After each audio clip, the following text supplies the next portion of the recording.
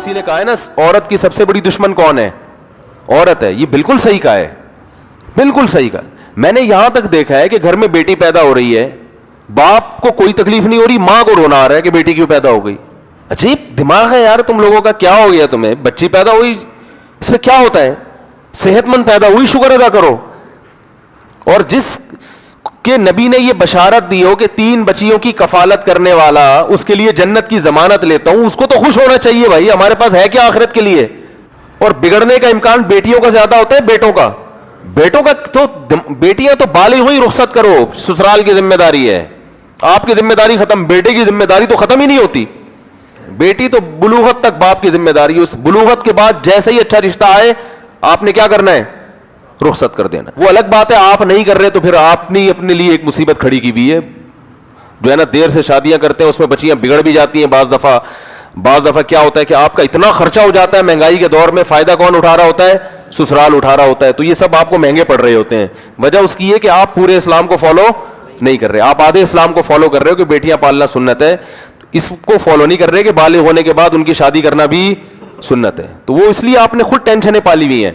بیٹے کی ٹینشنیں زیادہ ہوتی ہیں کیونکہ اس نے آپ کے ساتھ ہی رہنا ہے. ٹھیک ہے, اچھا نکل آیا تو ٹھیک ہے, نہیں نکل آیا تو اس کو رخصت کر کے کہاں بھیجو گے؟ گھر داماد تو بنا نہیں سکتے اس کو. اور پھر اس کا اسلام نے خرچہ بھی آپ باپ اور یعنی مردوں پہ ڈالا ہے. بیٹے کے پاس پیسہ نہیں ہے تو آپ کو خرچہ کرنا پڑے گا. پھر وہ پتہ نہیں بہو اٹھا کے لے, اپنی بیٹی جیسے بھی اچھی لگتی ہے, بہو کا پتہ نہیں کس ڈیزائن کی نکلے. وہ کیا خیال ہے وہ آپ کو سسر مانے نہیں مانے؟ وہ 10 قسم کی ٹینشن ہے بھائی. تو مائیں پریشان ہو رہی ہوتی, ہائے میری بیٹی پیدا ہو گئی. پھر میں ان کو بیٹے کی زیادہ خواہشات. تم تو عورت ہو بھائی, اور بیٹیوں کی ضرورت ماں کو تو زیادہ ہوتی ہے.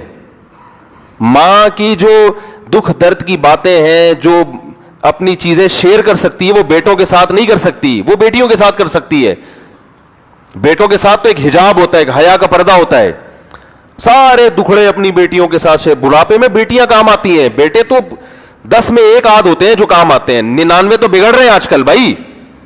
نہیں آ رہی بات سمجھ میں؟ میرا خیال ہے تو وہ محبت بھی ملتی ہے بیٹیوں سے, گھر بھی آباد ہوتا ہے. گھر آؤ گے تو بیٹیاں ہوں گی تو گھر میں خوشی ہوگی. بیٹے تو مسٹنڈوں کی طرح گھوم رہے ہوتے ہیں, اس کی فکر ہی کرنی پڑتی ہے, پتہ نہیں دیر سے کیوں آ رہا ہے, 2 بجے کہاں بیٹھا ہوا تھا.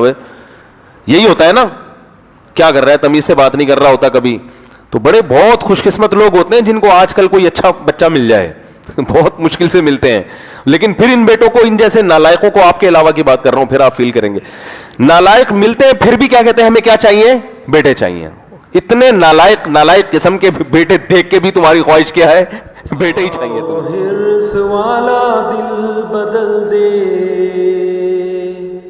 میرا, غفلت میں ڈوبا دل بدل دے.